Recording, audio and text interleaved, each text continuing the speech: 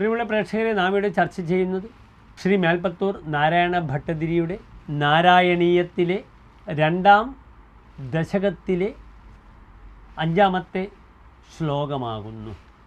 ലക്ഷ്മീസ്താവകരാമണീയകഹൃദൈവേയം പരേഷ്വസ്ഥിരേത്യസ്മിന്യന്യദപി പ്രമാണമധുനാ വക്ഷ്യാമി ലക്ഷ്മീപദേ. യേ ത്വധ്യാനഗുണാനുകീർത്തനരസാസക്താ he ഭക്താ ജനാഃ തേഷ്വേഷാ വസതി സ്ഥിരൈവ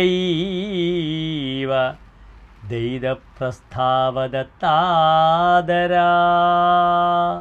ഇനി ഈ ശ്ലോകത്തിലെ പദച്ഛേദം ശ്രദ്ധിക്കുക.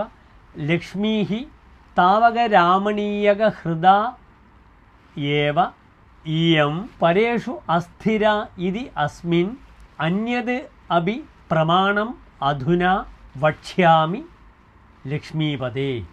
യേ ത്വധ്യാനഗുണാനുകീർത്തനരസാസക്താഃ ഹി ഭക്താഃ ജനാഃ തേഷു യേഷാ വസതി സ്ഥിരാ ഏവ ദൈതപ്രസ്ഥാവദത്താദരാ. ഇനി ഈ ശ്ലോകത്തിൻ്റെ അന്വയം ശ്രദ്ധിക്കുക.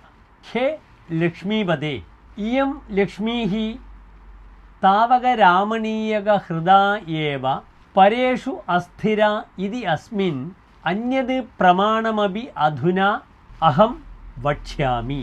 യേ ജനാഃ ത്വധ്യാനഗുണാനുകീർത്തനരസാസക്താഃ ഹി ഭക്താഃ തേഷു യേഷാ ദൈതപ്രസ്ഥാവദത്താദരാ സ്ഥിരാ ഏവ വസതി.